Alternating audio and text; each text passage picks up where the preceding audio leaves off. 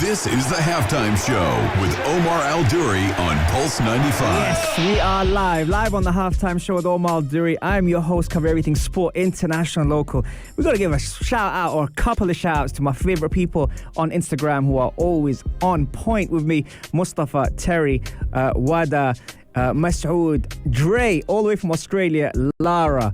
You've got AJ, you've got Rashid, you have got Yara, Mustafa, Fatima. Happy birthday, Fatima, as well. And who else? Granta is here. Amin is here. Thank you very much for tuning in. And we have a superstar guest today on the show. Siraj Mounir is en route to the UFC, and I can't wait to have him on the show today. He's a well-seasoned fighter who's fought opponents all around the world and is edging closer to the UFC. Yes, you heard it here first. He's edging closer to the UFC, and we talk about his recent success and his ambition to fight in the UFC what it takes to become a fighter as well, which I'm very excited to get, the different perspectives on so many different people who come to the show. Now, it's one thing being behind the scenes, but it's another thing being in the octagon, and I can't wait to get his insights in and out of the octagon on the only place to be at 3, the Halftime Show on Pulse 95. This is the Halftime Show with Omar Al-Duri on Pulse 95. It sure is that time. It's the Halftime Show with Omar Al-Duri. I'm your host, covering everything sport, international, local. And thank you very much for being tuned in wherever you're tuned in around the world, whether it's 95 FM, Pulse95Radio.com, our app, Sharjah Broadcasting Authority, or even if you're chilling at home watching us live on YouTube. Thank you very much. Happy belated birthday to my mom, Fatima Al-Duri, as well, who's probably listening in right now.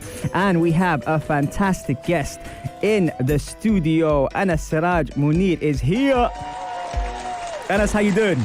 Good, thanks. Thank you very much for having me here again. That introduction, man. Yeah, that was lit. I saw you going. You saw the smile on my face. I was getting pumped up. And I want to say a happy belated birthday to your mom as well. Thank you very much, man. Thank you very much. We celebrated with her yesterday. Shout out to Maria, Coco, and my Uncle Saleh as well, who made it special for her. And she's always tuning in the show, so she's probably my only fan. My number one fan. So thank you, Fatima, for that. Okay, Anas, a lot has happened recently since COVID. Can you share with us how things have been going for you in and outside the ring? Well, since the last time we spoke and since COVID hit, for my career, I've had like 3 professional MMA fights. Mm-hmm. So it's been busy with professional the fights, but fights before that you've had a lot. Right. Yeah, so just in the last year, 3 MMA fights, including a world title. So I fought for 2 different promotions in these 3 fights.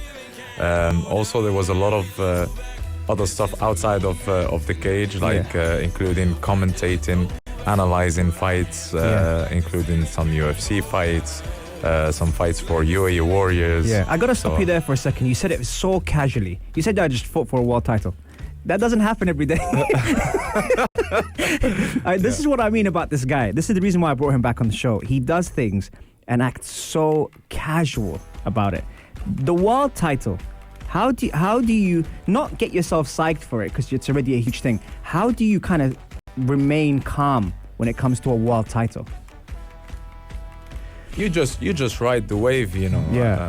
You don't stay calm. There's always, for me personally, there are always those nerves, and there's gonna be a little bit of a doubt, but you need to just overcome that doubt and enjoy the ride, enjoy the training.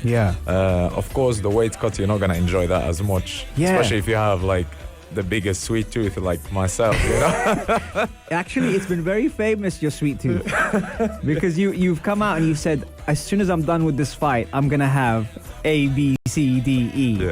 And we spoke off air about your weight and weight cut and things like that. But just for the people that are listening, how hard is a weight cut? It's the hardest part about fighting, in my opinion. It's well, to be honest, it depends. It depends on how good you are and how disciplined you are with your diet, with your training, with everything. It's a combination of everything. So what's been the hardest weight cut for you? Like, let's say, before you start training, what weight are you? During training, what weight are you? And when you come to the fight, what weight are you? Man, it depends. It totally depends. For Yeah. me, I yo-yo a lot with my weight. It goes up and down a lot depending on my training, depending on my condition at that time. Are there any injuries? Yeah. Sometimes I'm good where I'm walking around 78 kilos because I fight at lightweight. Yeah. If I'm walking around 78 kilos, that's a perfect way to start my weight cut. Right. But that's not always the case. That's not always the case. No, sometimes I'm like 92 kilos. So I've had like a few fights where I had to come down from 92 kilos in less than 2 months. 92 kilos. From 92 all the way down to 70.7. Wow. Yeah. in So 2 that months. you're talking over 20 kilos Yeah. to lose in 2 months. Yes. Now, just for those that are listening, we don't advise you to be trying to do that. That's something completely out there for strictly people who compete. Oh, it's horrible. Even for people who compete at a professional level, it's horrible. Like, my performance was terrible. I couldn't move the way I move. I couldn't use my skills the way I do. I wasn't comfortable in that fight. You know, the recovery wasn't good after the weigh-ins. Because once you do your weigh-in, you have 24 hours to then what? A bit longer than 24 hours to recover. And rejuvenate the body and replenish. Yes, that's Okay. true. And so what would you do once you've lost all that weight and you have a fight in about 24 hours? How do you get back to kind of, not normality because it's not normal, but how do you get back to fight mode? You have to get a lot of liquids in, electrolytes, you Yeah. know, things like water, coconut water. Yeah. Then there's a science behind the recovery as well with the food, with the liquids. Yeah. You can't just go crazy and start eating cakes and course. biscuits. You have to eat clean still, Yeah. carb up a little bit, you know, put salt in everything. There's a whole science behind it. Fascinating. There's something else you said there that made me think about it. That what you put your body through, and especially let's say with this 20 kg weight cut that you've done in 2 months, you're fighting. So when you fought your world title, fighting for the world title, was it as bad as a weight cut or was it lighter? No, I was good before that world title because I was supposed to fight a different fight Right. before that got cancelled because Yeah. of COVID. Yeah. So I had that momentum going on. Yeah. You know, like I was light, I was walking at 78 kilos, I was training hard, I was helping some people who were fighting in big promotions, Yeah. including the UFC. We were training hard. So I had that momentum going on. So when that chance came up, Yeah. I jumped on it because I was ready. I was Yeah. already in a fight camp for like 2 months or a month ahead. Right. Because you stay active. I mean, I follow you obviously on Instagram and I follow your training. You've trained me before in the past as well. I've been very, very honored to have you as a coach. But when you're active all the time, when do you have time to rest or recover? Or are you consistently, staying active just in case you might get that call up? I try to consistently stay active, Yeah. but for example, during Ramadan, I stopped the hard training. I just focused on Ramadan, so I wasn't really active. Yeah. And in these instances, or for example, if there was a vacation to go and see my family back home or something like that, Yeah. that's when I really put on the weight. Right. Listen, we've got some questions here for you, Anas, which we're going to take a quick break. We're going to play some Rudimental for everyone, but we're going to be right back, so don't go anywhere. And by the way, some of these questions are fire, so make sure you keep sending those questions in, and I'll have Anas answer them straight after this. Enjoy, folks. This is the Halftime Show with Omar Al-Duri on Pulse 95. It sure is that time. It's the Halftime Show with Omar Duri. I am your host, covering everything sport, international, local. Plenty of wicked questions coming in for our superstar in the studio today. Anas Siraj Mounir is here in the studio. Let's give him a little bit of a round of applause. Anas, a couple of questions coming in for you here. How tall is he? He's making that chair look tiny. I'm very happy with that. I'm not that tall, actually. I'm like 1.78 m, 177, 178. Right, you got another question from AJ. Do you remember the first time you got hit with an uppercut? Describe the feeling. Oh, I remember that, especially like during a fight. I remember I got hit hard by this fighter. he was a Muay Thai fighter, and I saw that flash, you know. Really? I saw the light, and I was like, okay, I shouldn't take a lot of those. Yeah. Although, you know what, he's very well, if you're watching on YouTube, by the way, he's very well presented. He doesn't look like he gets hit much, which is a good sign, because that means he's a good fighter. I've been lucky. Also, another question here saying, excuse my ignorance on the subject, but why wouldn't you fight in a higher class if you sit more comfortably at a higher weight? That's a very good question, that actually. So if, for example, I'm naturally a big guy, right? Yeah. But not a tall guy. Yeah. So let's say my weight is 92. I'm gonna be fighting on. If I just go and fight at that weight, I'm gonna be fighting someone who's coming down from over 100. Who's cutting weight. Yeah. And they're gonna be like so tall. They have that reach advantage. They have the height advantage, and they have the weight advantage as well, because it makes a big difference, you know. When someone who's 110 is lying down on top of you, even if it's just against the fence or against the ropes, that makes your arms get tired, your legs get tired, because you're carrying someone way heavier than you, you know, and they can punch you or kick you from way further than what you can. Absolutely. And if you were listening to the first segment, we were talking about the weight cut and how originally the weight that you sit in isn't always the one that you weigh in, after the fight and during the fight and before the fight. So that's a big point. However, there are certain promotions that started doing that. They started having like a certain category where you're not allowed to cut a lot of weight. Yeah. Interesting. Masoud's asking, how do you manage or regain your energy if you feel exhausted in the middle of the fight? That's a tricky one. In the middle of a fight, if you feel exhausted, maybe your conditioning before the fight wasn't that good. So there's something wrong during the training. However, that's why you need like a very, very good corner. Yeah. Your cornermen, they have to be good energy, clever, and they should know you, and they should know how to trigger you, how to like motivate you. For example, my last fight, I was fighting this giant Norwegian guy, Tollefsen, and he was tough. The first round, it was his. He won that first round, in my opinion. Yeah. And I went back to my corner, and my cornermen came to me. Clearly, they were honest with me. Anas, you lost that round. Okay. You need to wake up. You need to wake up now. Okay. You gave him that round while you're better than him. You know you're better than that guy. You need to do A, B, C. Go for it now. Okay, so they gave me and they knew how to motivate me as well. Yeah. You know what I mean? You need a good corner. That's the first thing.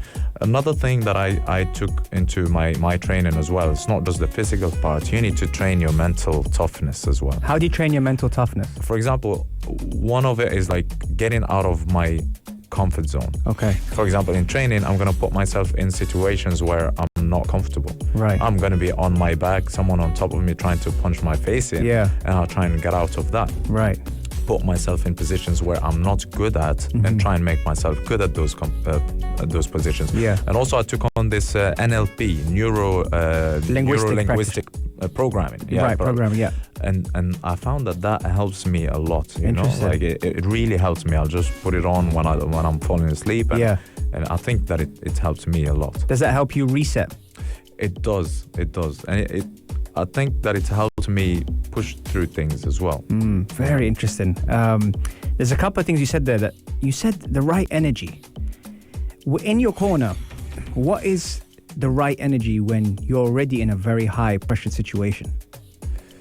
It's happened to me before where I'm already in a high pressure position and my corner are more stressed than me. So I was calming my corner down. I was going to fight and my corner is saying, I hate this. I don't want to be here. Let's just finish and go. You know what I mean? And I'm like, look, calm down. You're not going in there. I'm going in there. You're fine. Yeah. You know, it'll be fine. Just relax. Enjoy the moment. And that was bad energy.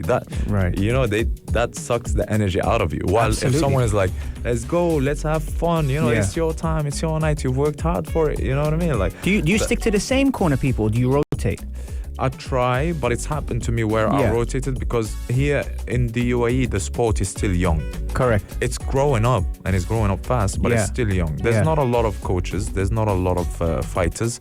Now they're coming into the UAE thanks to the UFC, thanks to UAE Warriors, HFC, all these promotions coming up. Yeah. And that's bringing the fighters here in this area. AJ's saying, how do you look so good, man?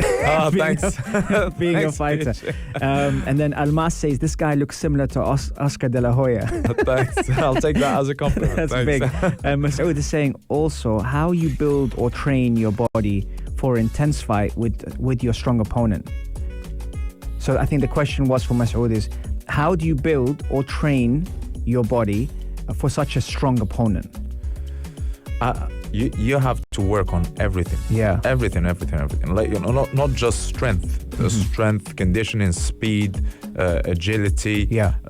Like literally, we included like the mental toughness as well. Yeah. So you have to have everything. If something is lacking, you need to go and work on that even more. Interesting. And obviously the technical parts as well. That's very important. Yeah. And with your training, has it been any different to pre-COVID in the sense that obviously you can't travel to train, or was most of your training coming out of the UAE before that anyway? Most of my training, like where I started in the UK, and then I came to the UAE to Where's follow that my accent dream. from? So I studied and lived in the north of England, in Sunderland, Newcastle, and Gateshead. I was a bit of a gypsy, you know. So I started there, and then I came to Dubai because I had the opportunity to follow my dream, my passion, become a coach and a professional fighter here. Because in the UK it was difficult, you know. Yeah. So you have to like. You have to make the time for everything, you know what I mean? Like, you have to. Yeah, no, absolutely. And Almas is adding to your compliment, by the way, and saying definitely a compliment about Oscar De La Hoya. He was a beast in his day. Thank you very much. Okay, coming up next after the break, I want to pick your brain because you've done a lot of work also ringside. And that's very interesting with UFC Arabia and different promotions. Stay tuned for more on the only place to be at 3, the Halftime Show on Pulse 95. This is the Halftime Show with Omar Al-Duri on Pulse 95. It sure is that time. It's the Halftime Show with Omar Al-Duri. Thank you very much for tuning in. And if you did miss the show, don't worry, you can catch all our episodes on Apple, Spotify, SoundCloud, and Rami if you like podcasts, or if you prefer a visual and want to see our guest visually. And today you will definitely want to see our guest visually. Then head over to the YouTube channel, Pulse 95 Radio, and you will see him there. And Siraj Mounir is in the building, and we are talking all sorts of good stuff about the UFC. Anas, you've done some stuff with UFC Arabia recently, and I couldn't help but notice the difference in perspective as a fighter compared to someone who analyzes the sport. Has that helped you develop as a fighter? Yes, it did. How indeed. so? It's helped me look at combat sports in general from a different point of view, from the outside a little. Because when you're in there, and that's why you need coaches, you need cornermen, like I said, or good cornermen and good coaches from the outside, because you see things totally different. Like, for example, when you're inside the cage, you're in a bubble sometimes, or you're on autopilot, and you don't realize something as small as moving to your left that can be dangerous for you, because you might be moving towards your opponent's strong side. And you need to know these small details. And analyzing fights, it makes you pay attention to those small details. You become very, very, like, if I can say, OCD about the small details. And those small details, they make a big difference. Absolutely. And I'm just thinking of something now. For example, let's put you in a scenario now that you're in the Pulse 95 Radio studios. If you don't normally have southpaw opponents, and you're ringside now and you're watching a southpaw fight against an orthodox, do you start to study how the southpaw is fighting against the orthodox? Exactly, yeah, I do. Like, even like the way they're stepping, where's the foot? Where's the foot in front of their opponent's foot? Yes. You know, is that on the outside? Is it on the inside? Are they throwing shots with their rear arm or the rear? You know what I mean? Like, it makes a big difference. Yeah. Very, very good point. Anas, you've been in the fight game for a while, and I've seen you train with some of the best, even UFC fighters. I've seen you mix it up with them. When can we see you in the ring, man? What do we have to do? Do you have to, Dana? Where's Dana? Dana. You know what? That's the dream. That's the dream, to represent, you know, the UAE and Morocco on big platforms. Yes. That's the dream, and I've worked hard for it since 2010. Yes. I've been fighting. I fought all over the UK, all over in India, Jordan, the UAE, Yes. in a lot of promotions as well. Yeah. I've done my part. Like they're saying, a lot of people in the region, they're saying that I was supposed to be called by the UFC, but because on my record, the last fight there was a loss, and that's the reason why. Yeah. But here now, I'm like 3 wins in a row. Yes. And I fought in different promotions, even won a world title. So I've done my part, you know. And all my wins, I have a win by submission, a win by knockout, and a win by decision. Yeah. So it shows like The diversity. I can mix it up. And even like I've trained with a lot of big stars in the UFC or other promotions as well, including PFL. Yeah. And you know, help them for their fights, and they even vouch for my skills and my level and all that. I've done my part. Yeah. And as we say here, Kamal Allah. Yeah, and I listen, I can't wait to see that. And I just want to hear you say 50 G's, baby. With a Macam accent. Yes. That's what I want to see. I want to actually hear you say that actually in the ring, and inshallah it will happen. I've seen your dedication. It's very admirable to see, you know, what you've done and how you've achieved so many things. And also, you might also tell us. Please, just send me location. And then, that was good timing. You like that, was right? like the beat drop. You like that? We try.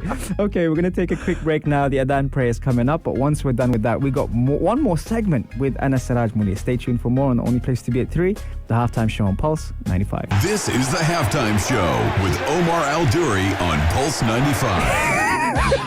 I had to put this song on just for him to see what he's doing. You know what? He did not even blink an eye. That's when you know he's been there. He's done the real thing. And Siraj Mounir is in the building. And there's some questions coming in for you as well here, and a lot of people also very interested in your journey. One of the things I've watched when I've watched your fights, I always look forward to afterwards to see what you're gonna say, what stat you're going to come up with, what dessert you're going to pull. There's always this comment that comes in right after the show. Do you think about those before your fight, or is that spontaneous? No, I think it just happens. Yeah. I think it just happens. Like, for example, I don't know if I'm allowed to or not. When for the full fight camp, I was driving on Sheikh Zayed Road, and I see this advert of this burger place. I'll not say the name. And they're saying this burger is for this price. And it shows like the image of the burger. Yeah. For 6 weeks straight that I'm dieting, I see this burger in front of me every single day. Yeah. And I'm like, as soon as I finish this fight, I'm going to go and get that burger. Yeah. After the fight, I go to get the burger, and the burger looks dehydrated. It was like, it went like through a fight. It went through a workout. I was so disappointed. That's when I posted, if you remember that video, to complain about. Yes, I saw that. And you know what? You're not the first fighter to do that. I think recently Masvidal did the same thing. As soon as he wrapped up with his fight, he went and grabbed himself a couple of burgers from the same place I think that you're talking about. Yeah. It looks very different to when you look at the pictures. I was shocked.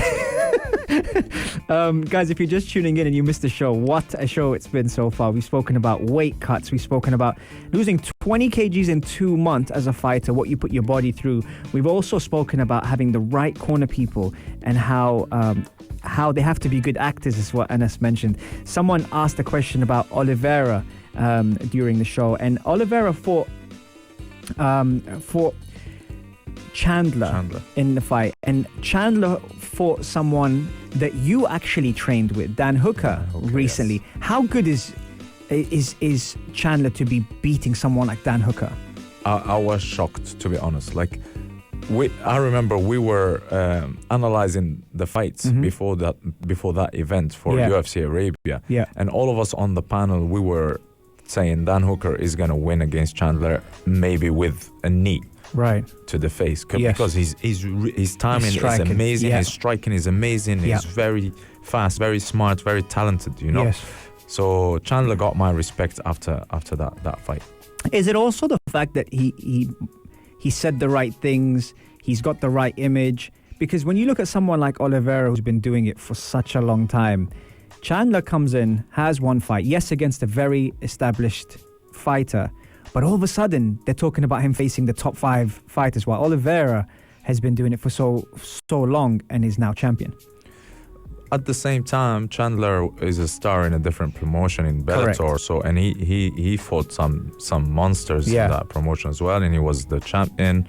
So, in a way, I do understand that they want to bring this superstar from a different promotion and put him against the good guys in the UFC. Yes. So I understand why they pushed him for the title. With Chandler coming in, and you said obviously from Bellator, correct me if I'm wrong, did he have an element of Cyborg coming in from a different promotion to the UFC, and the expectation and weight on the shoulders of a fighter? What's that like?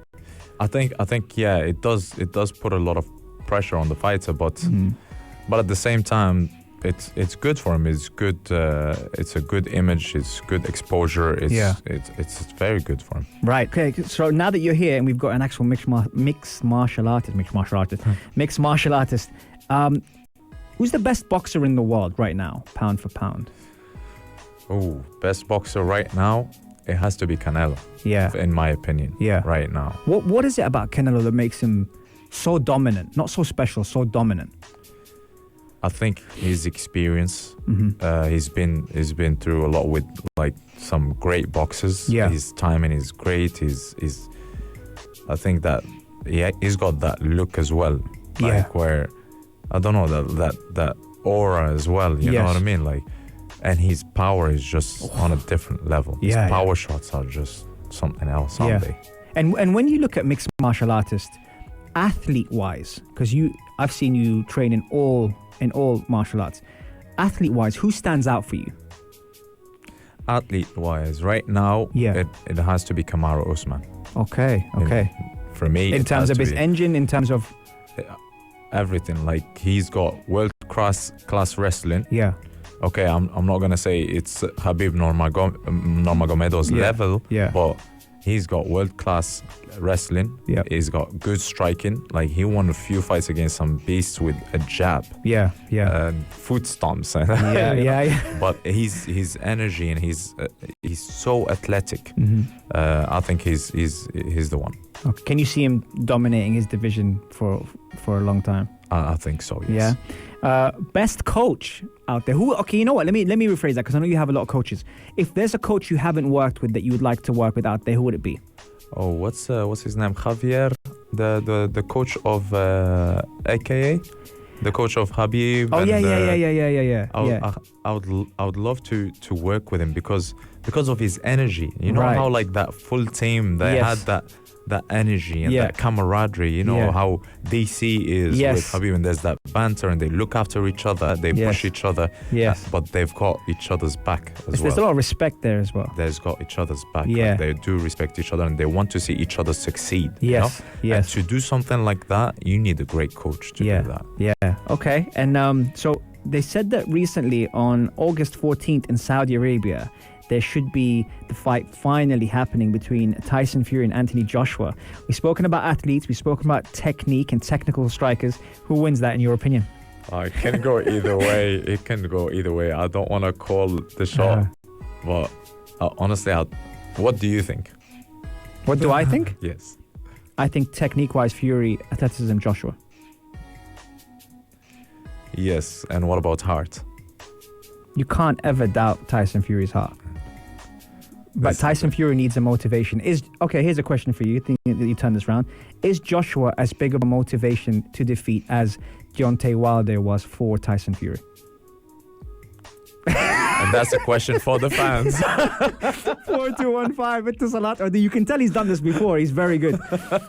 Do you think Tyson Fury would defeat Anthony Joshua? And especially recently, that there has been talk that there might be a trilogy fight due to contracts with Deontay Wilder facing Tyson Fury, which might hinder that match everyone's looking forward to. So I hope that's not true.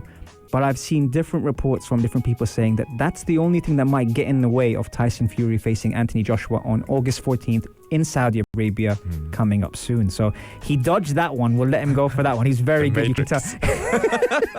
You can tell he's very good. But we have reached full time on the Halftime Show. Man, it's been so much fun having you here, man. I loved it. Thank you very much for inviting me again. It's a pleasure. And don't forget, when you do get that knockout in UFC, that you shout out, I'm at 50 G's, baby. Okay, guys, remember you can catch every Monday, Wednesday, and Saturday, same time, 3 to 4. And if you did just catch the last part of the show, trust me, this was definitely a golden show. You'll definitely want to see what Anas has had to say in the beginning of the show. Some really cool moments of what it's like to be in the ring, in the octagon, outside the ring, outside the octagon, doing ringside for UFC Arabia and different promotions, and also having to train and stay active for that call-up and world titles very casually, as he mentioned it. Guys, have a great day. Coming up next is the Afternoon Karak with Aisha Al-Mazmi and Mikael Atiyah, and I hope you guys come back on Saturday, same time, same place. Have a good day, guys. Peace and love. If you liked this episode of The Halftime Show, drop a like and subscribe. 95. Be sure to follow us on Instagram for all our daily updates and top stories.